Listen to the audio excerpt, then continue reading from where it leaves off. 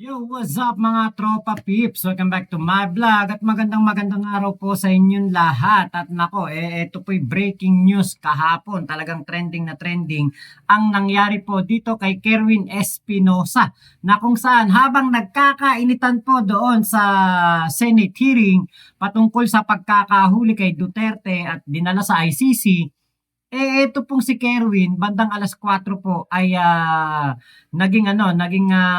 biktima po ng pamamaril. At ngayon ito po yung balita ng GMA, pakinggan po natin. Sugatan sa pamamaril ang kandidato sa pagka-mayor ng Albuera Leyte na si Kerwin Espinosa. Ating saksihan. Nakaupo at naghihintay raw para magtalumpati si Albuera Leyte mayoral candidate Kerwin Espinosa nang bigla siyang barilin. Base sa paunang ulat ng PNP, nagtago ang di pa nakikilalang salarin sa kisame ng stage. Sugatan din sa pamamaril ang kapatid ni Espinosa na si Mariel Espinosa Marinay na tumatakbo bilang vice mayor at isa pang menor de edad na residente. Isinugod sila sa ospital.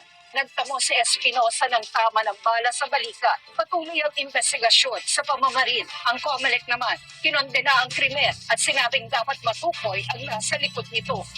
Dating naugnay sa illegal na droga si Kerwin Espinosa, pero ibinasurat.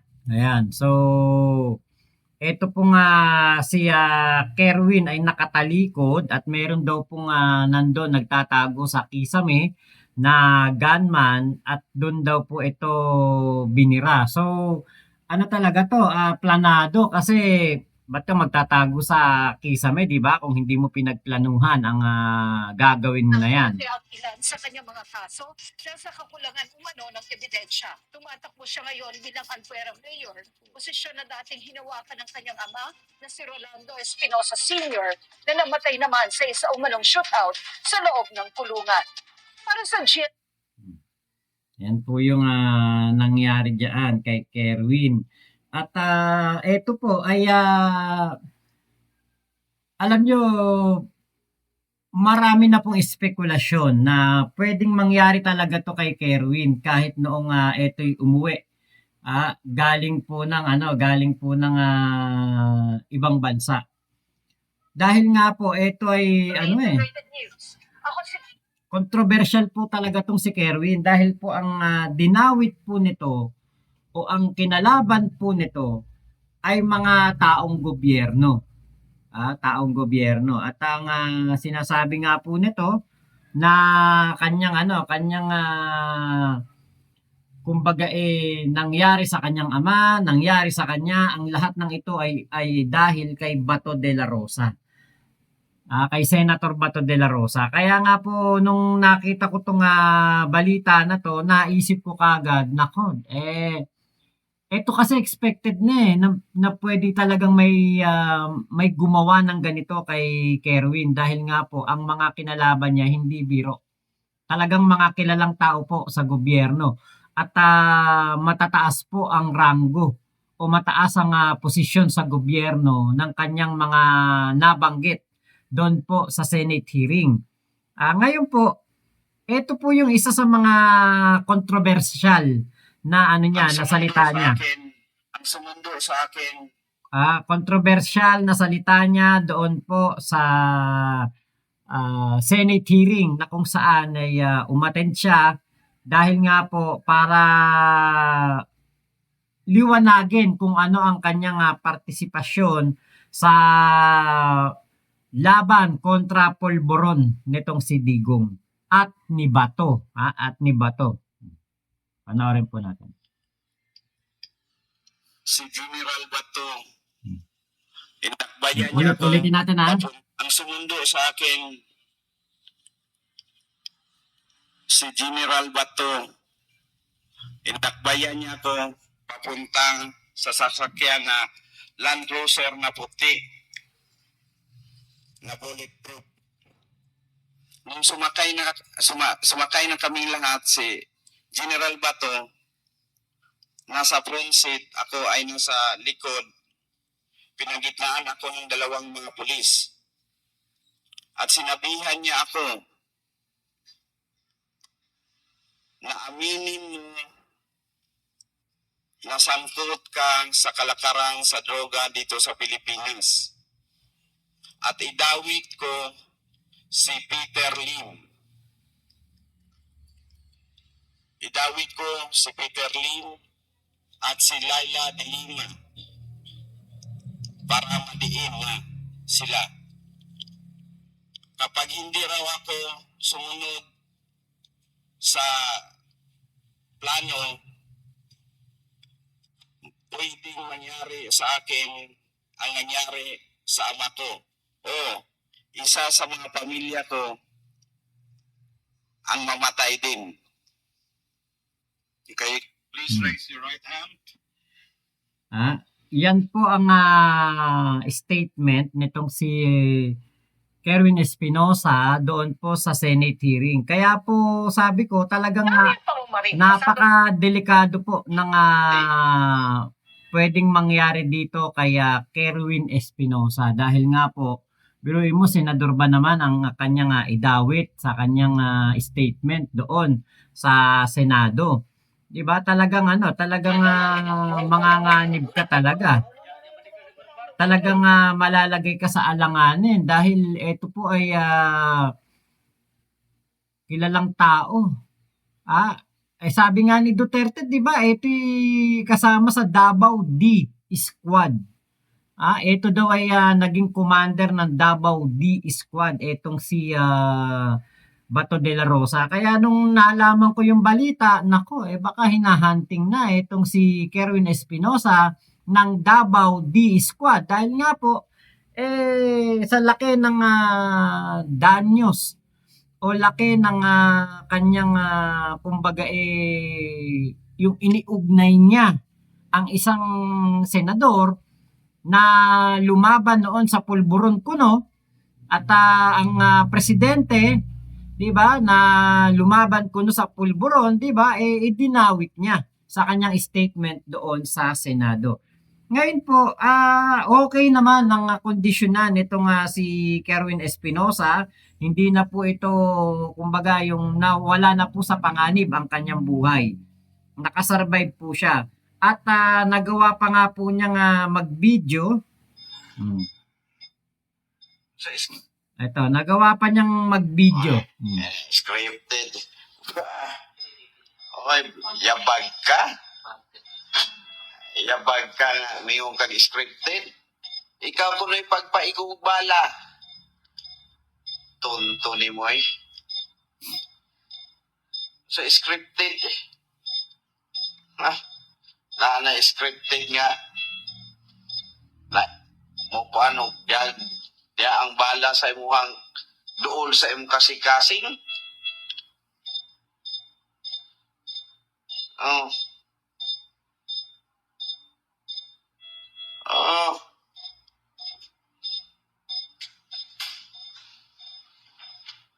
Scripted yutan. Walang kapatay. Ayan. So, sinasabi po ng ilang mga kalaban nitong sa politika ni Kerwin Espinosa at ng ilang mga taga-Albuera Leyte na ito daw po scripted. Pero sa akin ako kasi putya ba't may scripted ang panganib mo? 'Di ba malagay ka sa panganib, scripted mo? Paano kung sumablay yung taong uutusan mo at ikay tamaan sa sa ibang parte ng katawan na siguradong ikay magugurgur? 'Di ba? Hindi po ito scripted dahil ipapagurgur mo 'yung sarili mo. 'Di ba? Kaya medyo ako nung nalaman ko tong balita na to, hindi na ako nagulat. Kumbaga, napaaga lang at sinakto na panahon ng eleksyon para palabasin na ito ay election related. Pero sa tingin ko, ito po ay personal. Dahil po sa mga nangyari sa buhay ni Kerwin Espinosa noong mga nakaraang panahon, ay talagang ito po ay malalagay po talaga sa alanganin ang kanyang sarili dahil nga po sa kanyang mga ibinulgar doon po sa Quadcom. Sa Quadcom talaga napakarami niyang sinabi doon about Senator Bato. Kaya talagang ito po ay posibleng mangyari sa isang katulad ni Kerwin. Ngayon, alam natin na ito yung style 'di ba? Digong style, Davao style, 'di ba ganito 'yun ganito yung style ng ginagawa sa mga kalaban ng mga kalaban ni Digong. 'Di ba? Kasi kahit naman si Digong, inamin niya naman noon yung si General Moot ba 'yun? Na ilang beses na daw niya itong inutos na ipagurgur. Bakit daw po hanggang ngayon nabubuhay pa o nabubuhay pa? Basta meron siya statement na ganyan. 'Di ba? Kaya po General Loot, kung di ako nagkakamali, General Loot. Kaya po talagang napakahirap po na meron kang kalabanin na mga nasa mataas na posisyon kasi talagang manganganib ang buhay mo. Hindi man yung tao na yon ang gumawa o mag-utos, pero merong mga tao na malapit dito siguro, malapit sa tao na ito o kumbaga sobrang idolo ang tao na kinalaban mo, nako, yan talaga ang may posibilidad na rumesbak sa'yo, di ba? Kaya po ako'y na-i-vlog ko to kasi nga po, ito po yung trending kahapon habang nagkakainitan po doon sa Senate hearing sa pagkaka-aresto at pagkakasuko kay Digong sa ICC, bigla po itong naging balita. Nung una nga, akala ko nga na gurgur talaga Kasi mayroong video na na parang nahihirapang huminga si Kerwin. Ngayon po, dun sa nagsasabi din ng scripted, meron pong mga ebidensya rin dito na pati yung kanyang kapatid ay nadamay. Pati po yung kapatid ni Kerwin ay nadamay. Ayan, nadamay din po. So, napakahirap po na ito ay bintangan na ito ay scripted. 'Di ba? Dahil nga po meron pang isang menor de edad na nadamay. Pati ang kanyang kapatid. Ikaw ba naman gugustuhin mo ba na maging scripted na pati ang kapatid mo na babae ay madadamay, 'di ba? Kaya po ito ay para sa akin pinagplanuhan ang nangyari na ito kay Kerwin Espinosa. Kasi syempre kilalang-kilala na po sa kilalang-kilala po sa Albuera Leyte ang pamilya niya dahil nga po ex-mayor ang tatay niya at malakas ang laban ni Kerwin Espinosa doon sa Albuera din. Siguro bukod sa kanyang mga nakalaban in the past, kasi pwede rin naman na mayroong mga nagplano na siya ay mawala para po, 'di ba? Hindi siya maging mayor. Tingin ko malakas ang laban ni Kerwin Espinosa dahil kilalang-kilala na ang kanilang pamilya at siya po ay nagbabalik dahil nga po sa kumbaga natapos yung kaso niya no. Napatunayan na hindi naman talaga siya nagkasala, na basura ang kanyang kaso. Ito yung litrato din na nakita ko. Ito yung screenshot lang. Nakita ko rin to na ito yung sabi ko, naku, yari si Kevin. Baka ako magurgur, baka ito yung matuluyan kasi nga medyo hihinga-hinga. Buti naman at nakasurvive. Ito yung pinagganapan ng kung saan nangyari yung paggurgur. Tangkang paggurgur kay Kerwin. Buti na lang talaga nakaligtas. Tinuturo po ng mga tao na doon nagtatakbo yung yung lalaki. doon sa kabilang bakod. Ano yung salita nito Bisaya pero nakakaintindi tayo ng kaunting Bisaya. Ayan, kung makikita ninyo, ayan, tinuturo po doon na doon nagtatakbo yung lalaki. Umakyat daw po dyan sa bakod at tumalon doon sa kabila at doon daw po nagpunta sa masukal na bahagi nung lugar na yon. So, ito po yung posible na ito po yung posible na kapalit ng ginawa ni Kerwin in the past, or pwede rin na ito ang dahilan ay ang kanyang pagiging kandidato sa pagka-mayor sa Albuera Leyte. So dalawa lang yan. May kinalaman sa kanyang Quadcom hearing statement or sa kanyang pagiging kandidato bilang mayor. Ito kasi si Kerwin kumbaga na natubos niya yung sarili niya mula sa mga bintang sa kanya dahil napatunayan po na talagang siya ay parang ginawang Paul guy, kapalit lang. Hindi pala kapalit. Kumbaga talagang ginawa lang siyang drug lord, ginawa lang talaga siyang ganong tao. Kunwari ay talaga siya ay involved sa sa sinasabing kalakalan ng pulburon doon sa lugar nila kahit hindi, 'di ba? Kahit na hindi dahil nga po sa utos din nitong si Bato de la Rosa na isama sa kanyang statement itong si Peter Lim at si Laila de Lima.